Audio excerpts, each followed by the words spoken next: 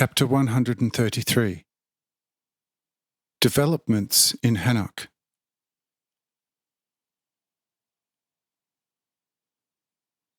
When the women were perfectly fattened in the course of about 1.5 years, the Hanochites liked them so much, because of their imposing size, that they did not want to sell them any more, but kept them for themselves, and instead sent their wives and daughters to the institution, together with a substantial subsistence sum consisting of gold and all sorts of other compensations necessary for such care.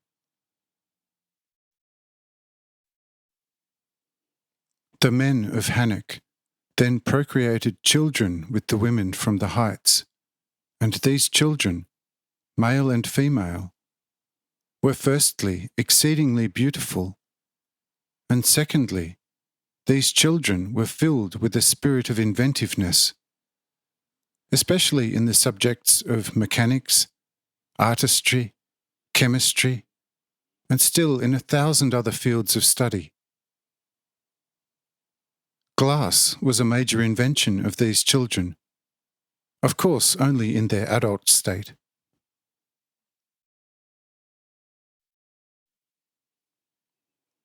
This phenomenon gave the great city of Hanoch already in the course of 30 years a completely different look. The king, still living in comfort for a long time, began to mint money, which was regarded as a convenient means of exchange. As a result, the trade status of Hanoch rose dramatically, and the city became ever brighter and bigger. Added to this came the extended exploitation of gold and silver in such quantities that firstly the king had gilded his entire very large castle, and secondly had built a new, extremely shiny grand castle, which in every respect was so richly decorated with art and nature, which all the current princes would not be able to achieve.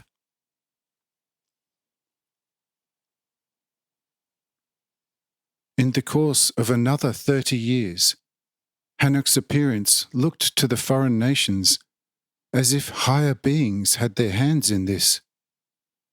Otherwise, it would be impossible to think how this old, otherwise dismal city gained such size, splendour, and incomprehensible magnificence. How big this city was can be gauged from the fact that it contained 1,000 buildings of such immense size that each provided comfortable living space for 10,000 to 15,000 people, not to mention the thousands of smaller houses and palaces. There were also built all kinds of schools and educational institutions, and all the cities were compelled to make use of Hanoch's facilities, albeit for substantial sums.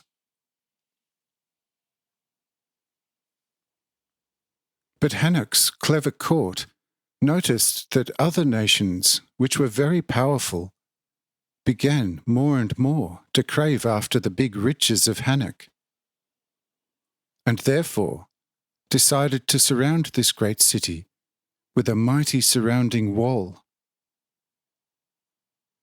The decision was made, and already the very next day, one could see all around the city millions of hands busily active, and in the course of about 2 years, the whole city was surrounded by a 30-fathom, 1 fathom equals about 6 feet or 1.8 meters, high and 10 fathoms wide wall with a length of 77 current German miles. 170 gates led into the city. Each gate had 3 mighty strong iron wings for closing, and above each gate an enormously colossal iron warrior statue was erected, in which up to 30 warriors could hide, and from inside the head of the statue, namely through the hollow eyes, mouth, and ears, stones could be hurled out.